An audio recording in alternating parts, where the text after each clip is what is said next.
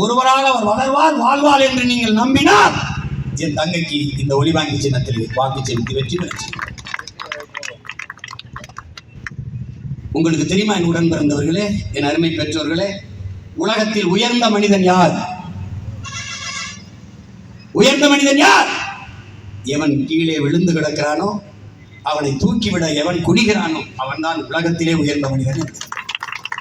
தாழ கிடப்பவனை தற்காத்து நிற்பதே தர்மம் என்கிறார் தாத்தா வைகுந்தரவர்கள். அப்படி விழுந்து கிடக்கிற தமிழ் தேசிய இன பிள்ளைகளை குனிந்து தூக்குவதற்கு குனியுங்கள். நீங்க தான் உலகத்திலே உயர்ந்த பெருமக்கள்.